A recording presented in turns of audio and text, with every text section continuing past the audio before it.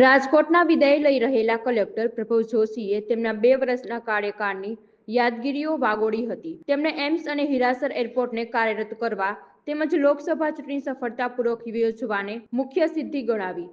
દિવ્યાંગો માટે 3.5 કરોડની ગ્રાન્ટમાંથી સાધનો ફાળવવા અને ગ્રામ્ય સ્પોર્ટ્સ સંકુલ બનાવવાનો સંકલ્પ સાર્થક થતા તેમણે સંતોષ વ્યક્ત કર્યો. કલેક્ટરે જણાવ્યું હતું કે દબાણ હટાવવાની કામગીરી હોય કે અન્ય કોઈ સરકારી કાર્ય, રાજકોટે હંમેશા પ્રથમ સ્થાન મેળવ્યું છે. પ્રવાસન વિભાગમાં થયેલી નવી નિયુક્તિ અંગે તેમણે કહ્યું કે રાજકોટમાં પ્રવાસન વિકાસ માટે પણ પ્રયત્નો કરશે. અંતે તેમણે રાજકોટની જનતા તરફથી મળેલા અઢળક સ્નેહ અને પ્રેમ બદલ આભાર વ્યક્ત કર્યો.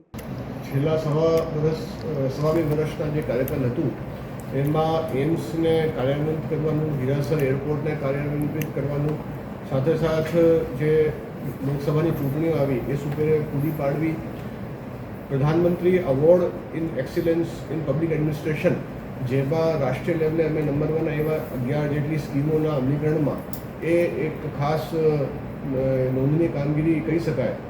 આ સિવાય જે દિવ્યાંગજનો છે એમાં 3000થી વધારે દિવ્યાંગજનો માટે 3.5 કરોડની વધારાની જે સહાય છે એ ચૂકવવામાં આવી. અલગ અલગ સાધનો એમને આપવામાં આવ્યા.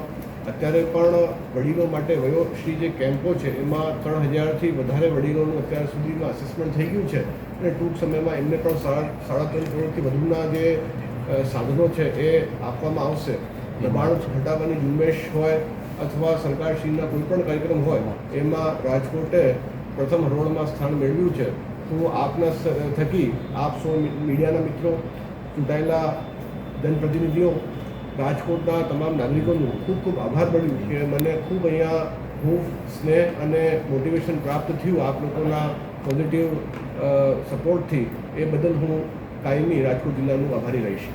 હવે રાજકોટ મારી જે નિયુક્તિ છે પ્રવાસન નિગમના એમડી તરીકે થઈ છે એટલે પ્રવાસનના ક્ષેત્રમાં રાજકોટને કઈ રીતે આપણે મેક્સિમમ વિકાસ કરી શકાય એ દિશામાં મારું હજી પ્રયાસ રહેશે. સાથે સાથે વાત કરી રમતગમતને તો પણ પ્રાધાન્ય આપ્યું, કેટલાક સ્પોર્ટ્સ સંકુલો બનાવ્યા ગ્રામ્ય વિસ્તારમાં, એને લઈ શું કહેશો? જી, મેં એક પ્રોજેક્ટ લીધું હતું કે તમામ તાલુકા સ્તરે એક સારા રમતગમતનું સંકુલ હોય.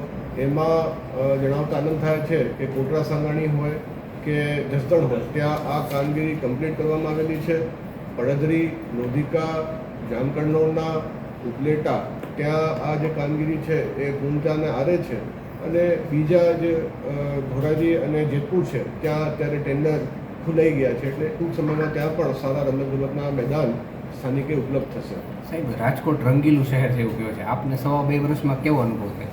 મને ખૂબ સારું અનુભવ થયું કે રાત્રે આપણે 11 વાગે પણ કોઈ બહારની મિટિંગથી પાછા આવતા હોઈએ તો એટલી બધી પબ્લિક રેસકોર્સ ઉપર મજા કરતી આપણને જોવા મળે.